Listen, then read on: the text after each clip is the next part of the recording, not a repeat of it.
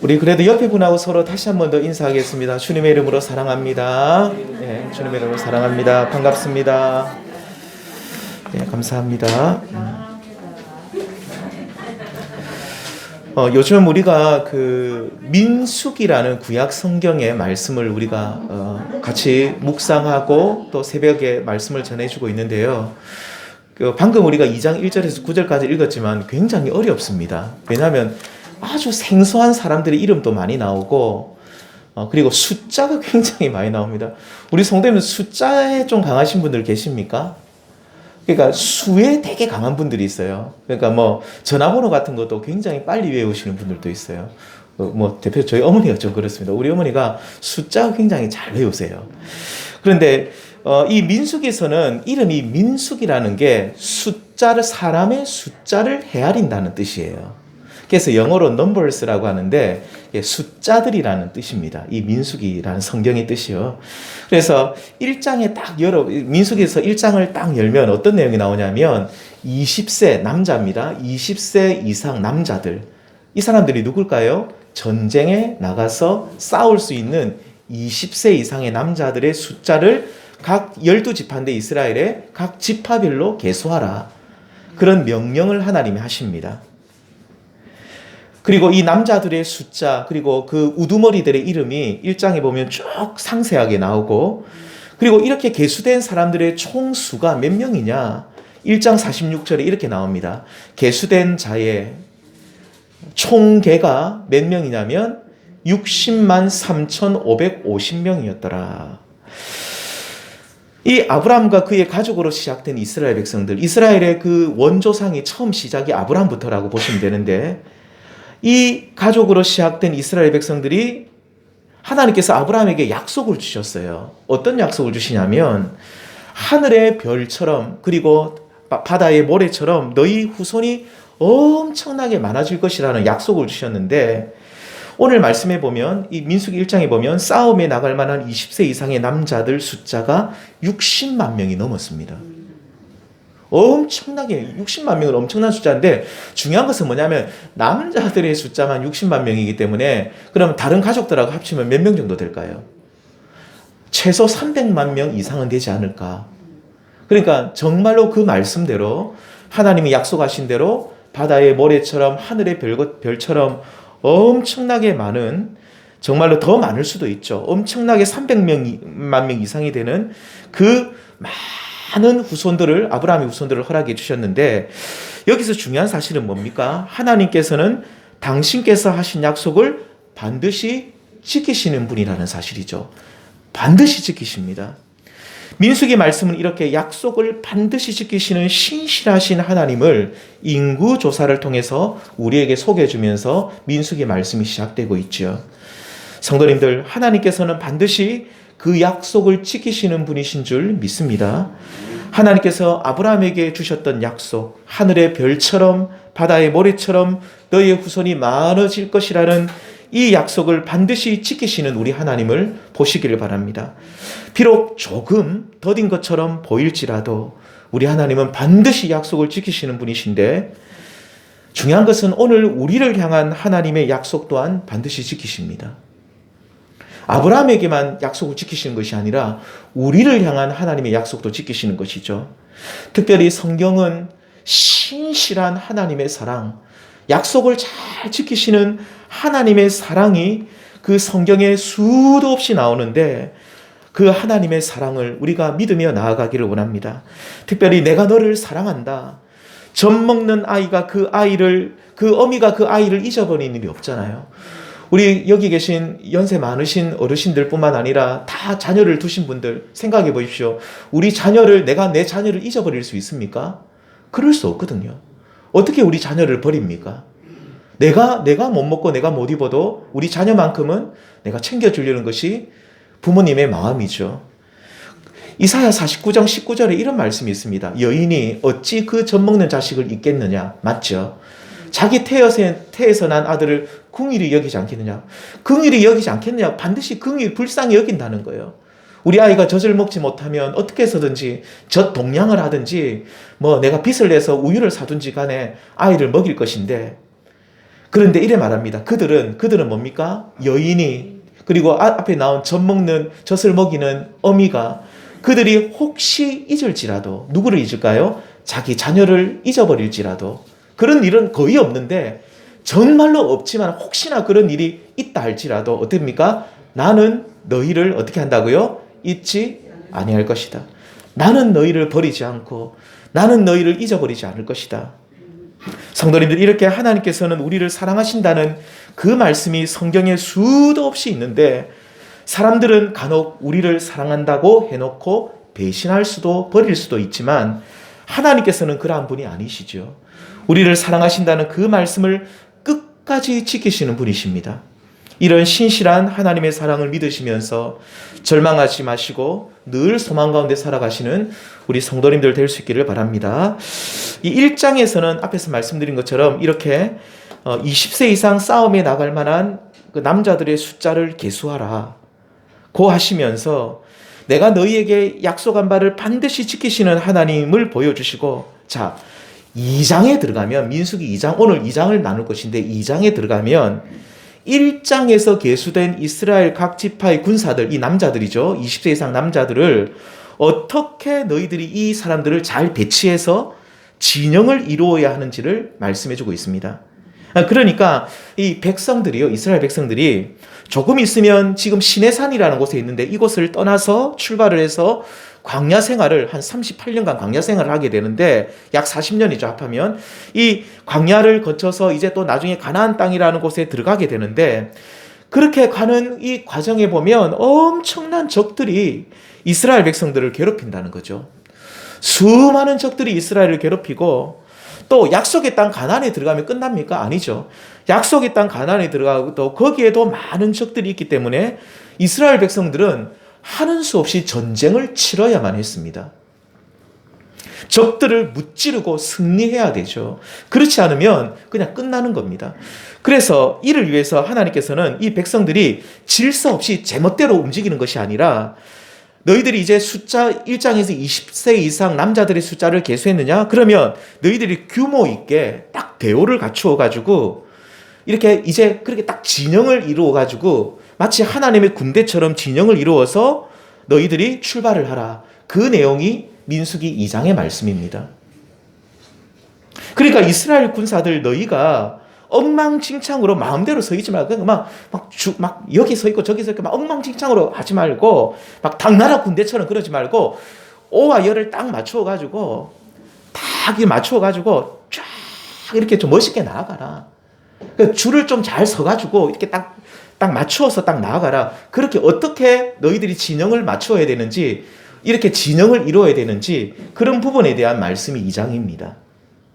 그렇게 너희들이 진영을 잘 갖추어 출발을 하면 너희를 죽이려고 달려드는 적들을 이길 수 있으니 반드시 질서 있게 효율적으로 오와 열을 다할 정비해서 나아가라는 것이죠.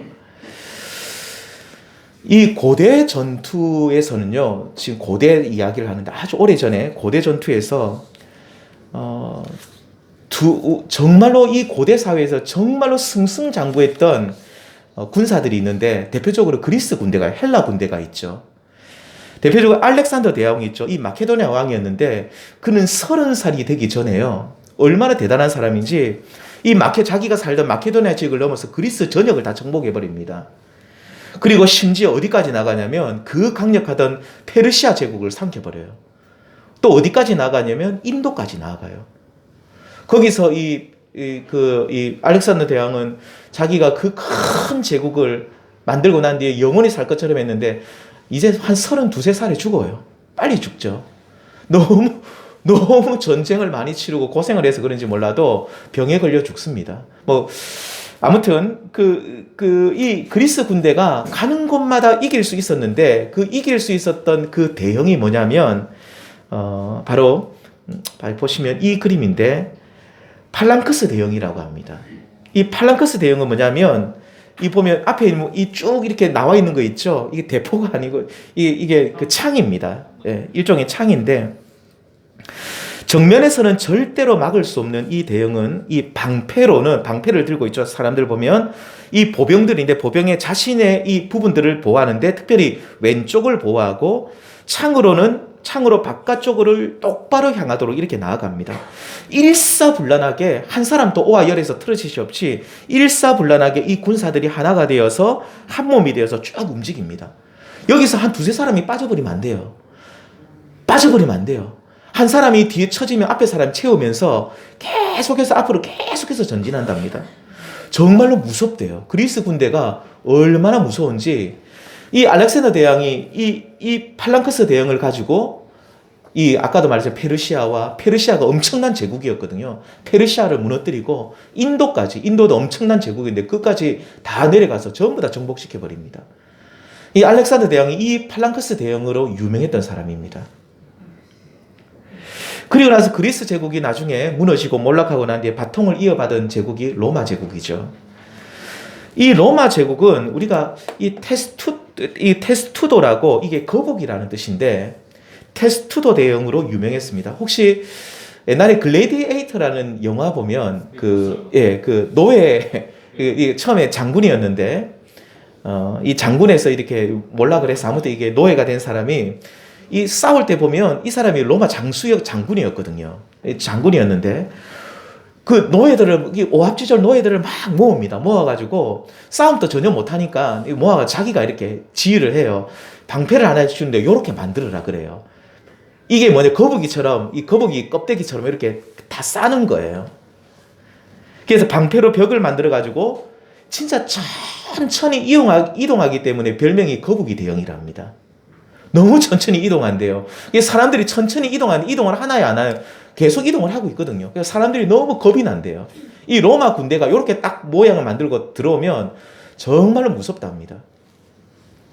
방패와 투척 무기 이런 것들로부터 자신들을 보호하고 천천히 이동하면서 적들의 숨통을 쬐고 결국 나중에 이게 방패를 다 거두고 나서 앞으로 전진해서 완전히 적들을 섬멸해버리죠. 이렇게 고대 사회에서 전투를 위해서 진을 잘 만드는 거, 군사들의 오와 열을 정비해서 앞에는 누가 서고 뒤에는 누가 서도록 해서 이렇게 진영을 잘 만들어서 나아가는 것이 전쟁에서 승리할 수 있는 비결이었습니다. 오늘날에는 그렇지 않죠. 오늘날에 뭐 이런 거 소용이 있습니까? 이렇게 모여있으면 어떻게 될까요?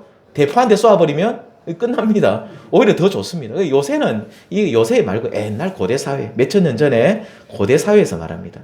요새는 이런 거 소용없죠. 오늘 본문 이 민수기 2장에서는 이렇게 이 이스라엘 백성들 가운데 20세 이상 싸움에 나갈 만한 군사들이 어떻게 진영을 이루어야 되는가에 대한 말씀인데, 그렇다면 우리 성도들 이스라엘 백성들은 어떤 진영을 만들었을까요? 이 거북이 테스투도 진영을 만들었을까요? 아니죠. 아니면 팔랑크스 대왕을 만들었을까요? 알렉산더 대왕? 그런 거 아닙니다.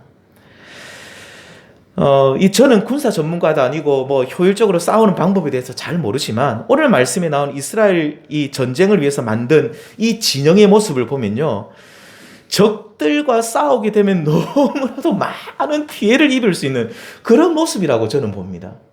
그러니까 적들하고 싸우면 그냥 이게 너무 허무하게 질 만큼 이 진영이 너무 허술해요. 제가 볼 때는. 12지파가 어떻게 쓰냐면 12지파가 보시겠습니까?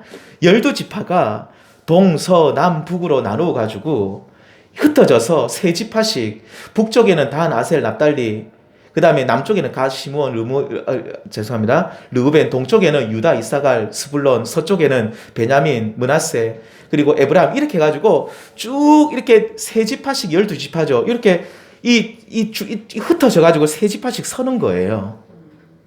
그래서 그 안쪽에 보면 이 이스라엘 군사들 안쪽에 보면 레위 지파가 요도 동서남북을 해가지고 모세, 아론 자손들, 게르손 자손들, 고핫 자손들, 므라리 자손들로 나누어 가지고 또 동서남북으로 서는데, 이 이스라엘 진영의 모습을 한마디로 말씀드리면 이렇습니다. 성막, 이 중간에 뭐가 있나요? 빨간 거 뭐죠? 성막 있죠. 성막 중심의 진영입니다. 성막 중심입니다. 하나님께 이 성막이 뭐냐면, 좀 쉽게 말씀드리면 텐트로 만든 하나님을 예배하는 예배 처소라고 보시면 좋을 것 같아요. 아무튼 이 예배처소, 이 성막을 중심으로 동서남북 세 지파씩 흩어져 있고, 이들보다 더 안쪽에 레위 지파 사람들도 동서남북으로 흩어져 있는 이런 진영을 보시면 어떤 생각이 드십니까? 앞에서 말씀드린 것처럼 너무 허술해요. 뭔가 모르게 싸우고 이기고 승리할 수 있는 구조가 아니라 너무너무 허술한 구조죠. 이 진영을 보시면 뭘 지키기 위한 것으로 보이나요? 그렇죠. 예. 성막을 지키는 구조입니다. 내 목숨을 지키는 구조가 아니라, 전쟁에서는 내 목숨을 지켜야 돼, 이게 아니라, 이거 보면 자세히 보면 이 제일 중심에 성막이 있거든요. 성막을 지키기 위한, 그러니까 철저하게 성막을 중심으로 진영이 편성되었고, 또 성막을 지키기 위한 진편성이다. 우리 성도는 이런 이스라엘의 진편성을 통해 우리는 무엇을 알 수 있습니까? 자, 그것은 하나님께서 이스라엘 백성들에게 바라는 바가 뭐냐면, 너희가 전쟁을 잘하는 민족이 아니라는 거예요. 성경에 보면, 구약성경에 보면 하나님이 여러 번 말씀하신 게 뭐냐면, 전쟁은 나에게 속했다. 내가 대신 싸워줄 것이니까 너희는 전쟁 잘할 필요 없다. 하나님 계속 그렇게 말씀하세요. 하나님께서는 이스라엘 백성들이 전 이방 나라처럼, 다른 나라들처럼, 다른 페르시아나 아수르나 애굽이나 이런 나라들처럼, 그리스나 아까 말씀드린 로마 제국처럼 너희들이 그렇게 전쟁을 잘하는 민족이 아니라, 하나님 뭘 원하시냐면 하나님을 예배하는 민족이 되기를 바라시는 것을 알 수 있어요. 뭘 하는 민족요? 예배하는 민족. 만일 하나님께서 알렉산더의 그리스 군대나 로마의 시저 군대들처럼 강력한 군대를 하나님께서 바라셨다면, 성막을 중심으로 한 이런 진편성 하나님 하지 않으십니다. 그리고 눈에 보이는 외부의 적들과 잘 싸울 수 있도록 막 강력한 무기를 주셨을 거예요. 당시 철기 문화 시대에 더 강력한 무기들을 하나님이 막 개발하도록 하셔가지고 막 엄청나게 무장을 시키셨겠죠. 그런데 그런 거 하나도 안 했습니다. 이스라엘 백성들은 무기도 안 가지고 있어요. 그냥 서 있는 거예요. 성막을 중심으로.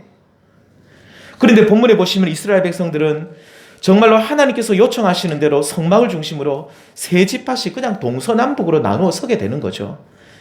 이런 진편성은 외부의 적들과 싸울 때 취약한 부분이 많았는데, 그러므로 하나님께서 이스라엘에게 원하셨던 바는 강력한 힘을 가진 군대가 아니라 성막을 중심으로 하나님을 경배하는 제사장 나라를 세우시기 위함이었음을 알 수 있습니다.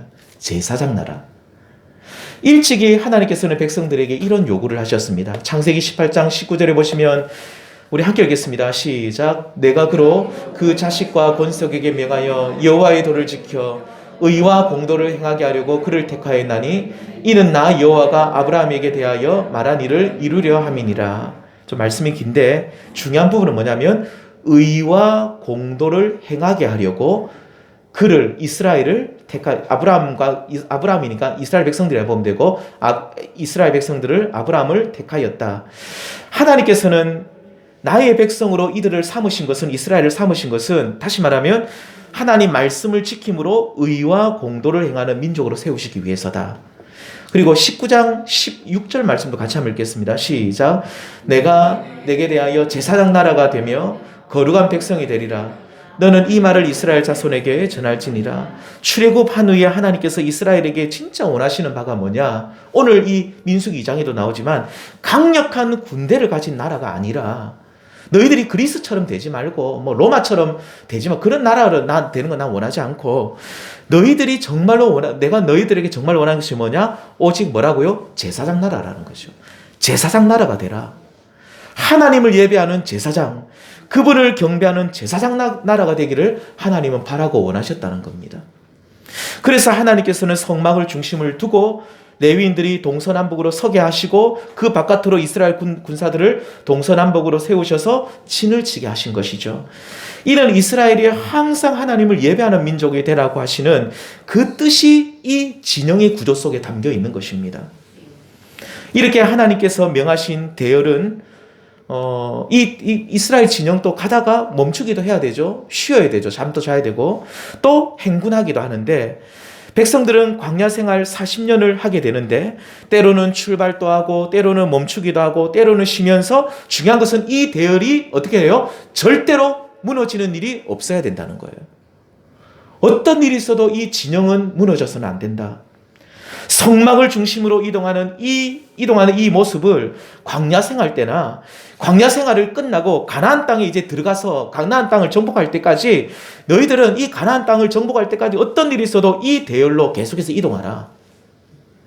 이는 이스라엘이 멈춰 있을 때나 움직일 때나 심지어 악한 세력과 전쟁 중일 때도 항상 하나님 중심으로 행해야 된다는 것을 우리에게 알려주고 있습니다. 우리 성도님들, 성막 중심이라는 말은 다른 말로 말하면 하나님 중심이라는 뜻입니다. 성막은 하나님이 계신 곳이었거든요. 성막을 중심으로 하라는 말은 우리가 하나님 중심으로 모든 것을 우리가 행동하고 움직여야 된다. 제사장 나라가 되어서 항상 하나님 예배하면서 하나님 중심으로 사는 이스라엘 백성들, 하나님께서 이스라엘에게 바라셨던 바는 바로 이거라는 겁니다. 성도님들, 제가 여러 번 말씀드렸지만 구약 성경에 나오는 이스라엘은 오늘날 어디에다 견주면 제일 좋다고 그랬습니까? 바로 하나님의 자녀들이 모인 교회입니다. 구약 성경에 이스라엘 백성들 이야기가 쭉 나오면 교회 이야기다라고 보시면 됩니다. 교회 이야기. 오늘날 그리스도의 피로 구원받은 우리 한 사람 한 사람 모두가 이스라엘입니다. 여기에 모인 성도님들도 이스라엘이고 성도님들 한 분 한 분도 구약 성경에 나온 이스라엘로 보시면 됩니다. 우리는 이스라엘 백성들이 광야를 지나듯이 우리를 또 광야와 같은 이 세상을 지금 지나고 있죠. 이 세상을 우리가 살아가고 있습니다. 오늘날 이 광야를 지나는 동안 교회와 성도는요, 그 중심에 뭐가 있어야 될까요? 그러면요, 성막이 있어야 됩니다. 우리의 삶 속에 성막이 없으면 안 돼요. 성막이 있다는 말은 하나님께 예배하는 모습이 있어야 된다는 뜻이고, 또 우리 삶 속에 성막이 있어야 된다는 말은 하나님께서 우리 삶의 중심이 되어야 된다는 거예요. 중심이. 만일 우리들의 중심에 성막이 없다면 이 세상에서 대열을 갖추지 못하고 그냥 우왕좌왕하고 막 내 마음대로 살다가 결국 사단마귀의 밥이 될 수밖에 없다는 것이죠. 너희 삶 속의 중심에 하나님을 모셔라. 너희 교회의 중심에 하나님이 계셔라. 너희 교회의 존재 목적이 하나님을 예배하는 것이 되어라. 하나님은 계속해서 우리에게 지금 이걸 말씀하고 있습니다. 이 주제가 요한계시록까지 이어집니다. 성경 끝까지 이어집니다. 그래서 요한계시록 맨 마지막에 보면 온 지파 사람들이, 온 백성과 열방과 모든 나라에서 나와서 하나님을 막 예배하는 것으로 성경이 끝을 딱 문을 닫아버립니다. 정말로 하나님을 다 예배합니다. 이 말씀을 우리가 두 가지 실제적인 적용을 하고 오늘 말씀을 마치도록 하겠습니다. 첫 번째입니다.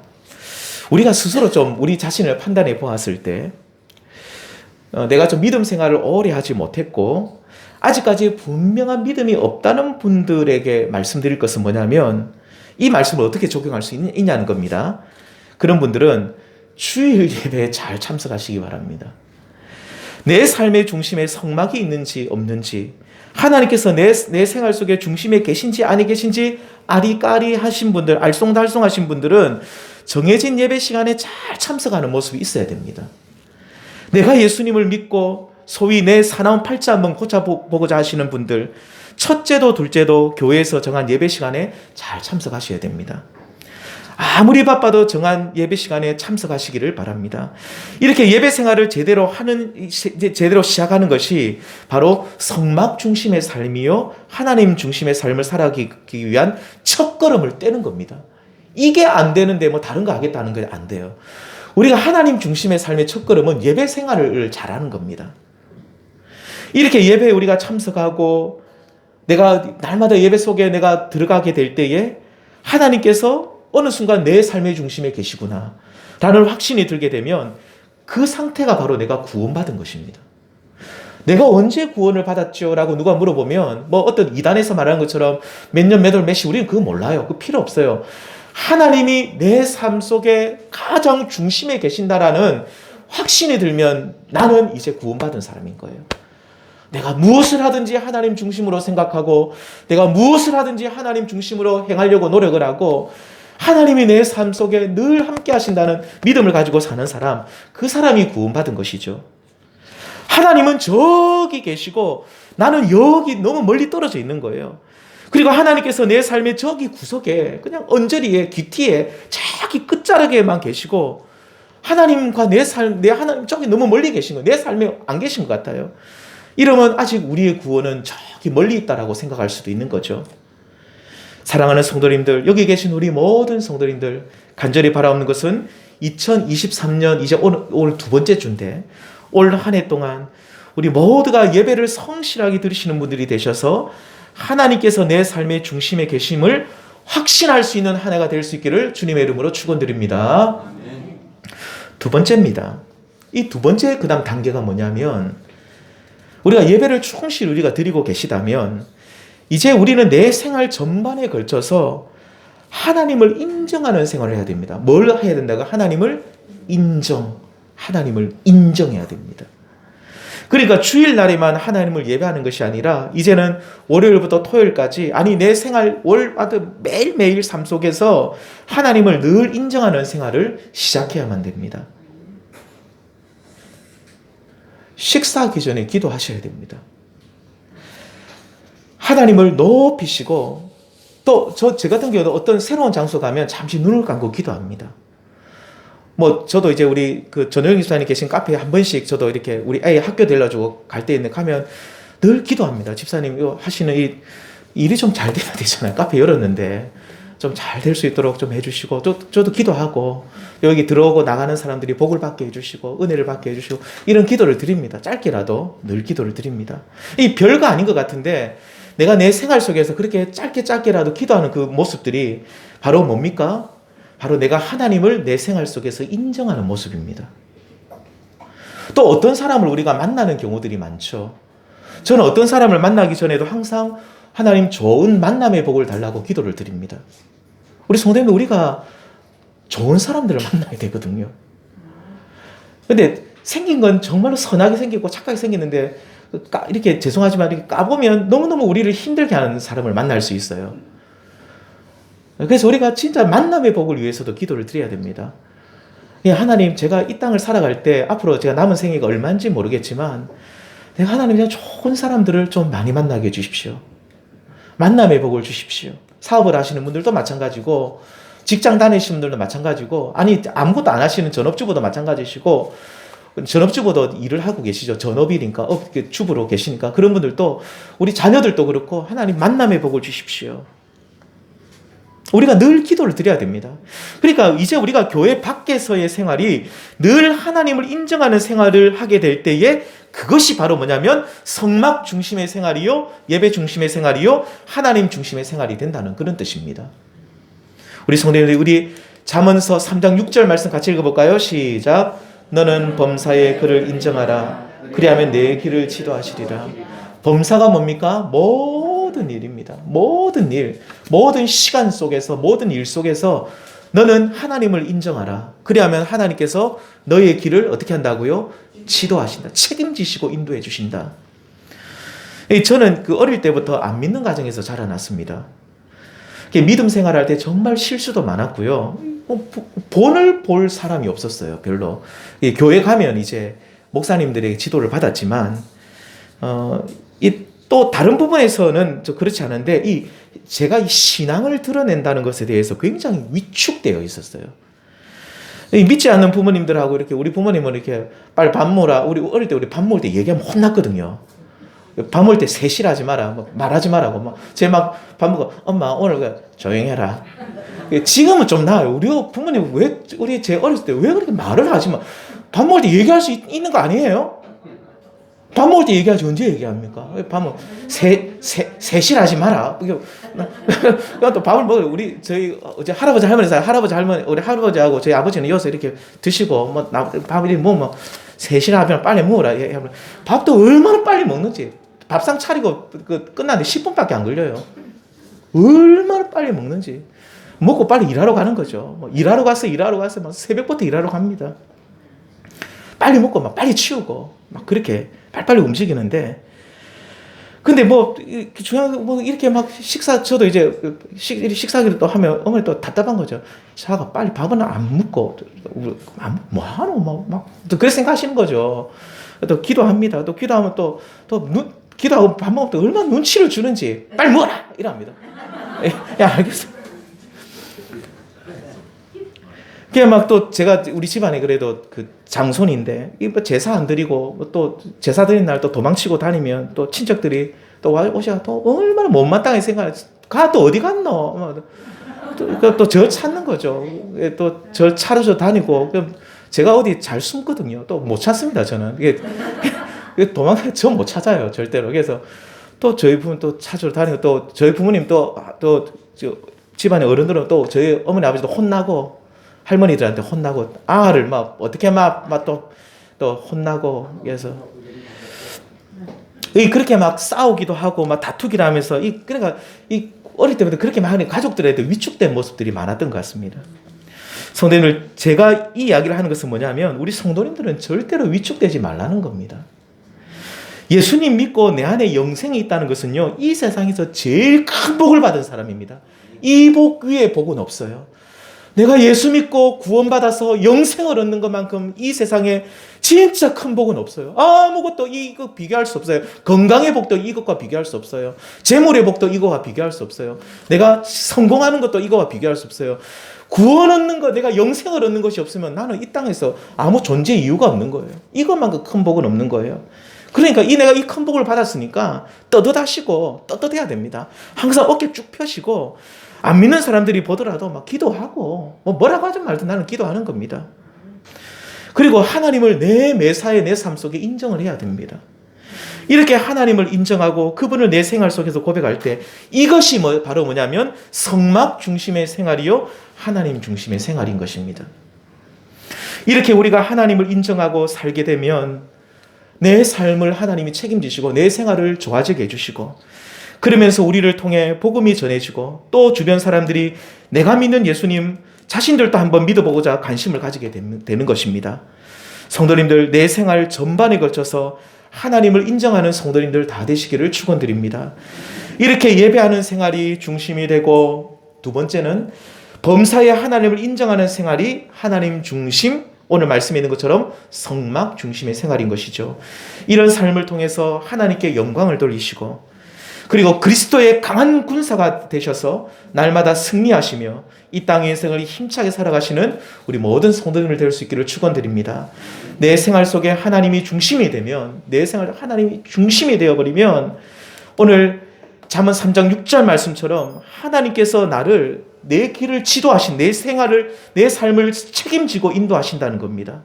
선한 길로 좋은 길로 복된 길로 인도하시는데 이 은혜를 받아 누리시는 성도님들 다 되시기를 다시 한번 주님의 이름으로 축원드립니다.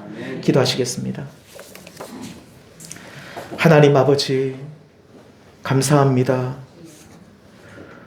우리가 예수님을 믿고 내 죄 사함을 받고 구원을 얻어 하나님의 자녀가 되는 것이 그리고 영생을 얻는 그것이 이 땅에서 가장 큰 복임을 하나님 앞에 고백하며 감사를 드리옵나이다. 우리 사랑하는 성도님들 간절히 원하옵나니 이 땅을 살아갈 때에 날마다 하나님께 예배하는 삶을 살 수 있도록 도와주시옵소서.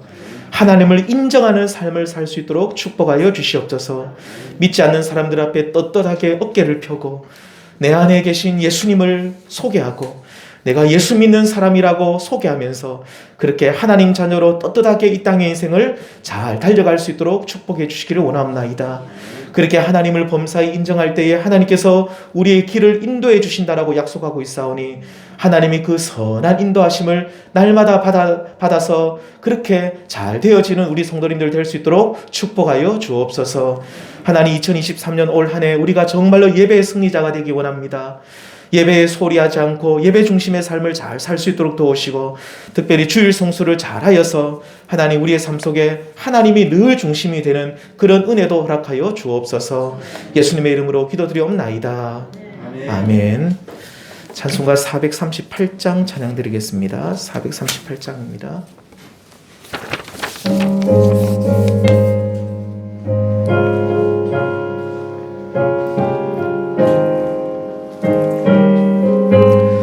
내 영혼이 은총 입어 중한 죄짐 걷고 보니 슬픔 많은 이 세상도 천국으로 화도다. 할렐루야 찬양하세.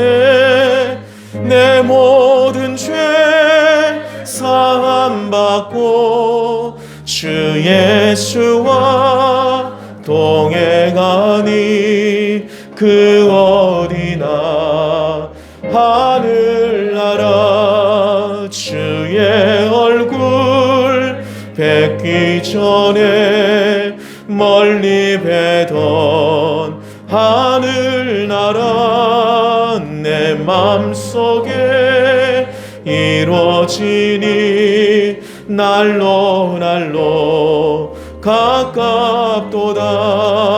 할렐루야 찬양하세. 내 모든 죄 사함받고 주 예수와 동행하니 그 어디나 하늘나라 높은 산이 거친 들이 초막이나 궁궐이나 내 주 예수 모신 곳이 그 어디나 하늘나라. 할렐루야 찬양하세. 내 모든 죄 사함받고 주 예수와 동행하니 그 어디나 하늘나라. 아멘. 예, 광고가 오늘 좀 많은데요. 전해드리겠습니다. 오늘 우리 강지원 성도님 나오셔서 반갑습니다. 예. 지난번에 나오셨거든요. 예. 예. 그래서 오랜만에 오늘 또 나와서 감사드리고요. 이 안에 보면 조직표라고 들어가 있는 거 있죠? 제가 그냥 읽어만 드리겠습니다. 오늘 그래도 보면 재직에 보시면 안수 집사님 2분, 권사님 3분, 남자 집사님 3분, 그리고 이 집사님 여자분들은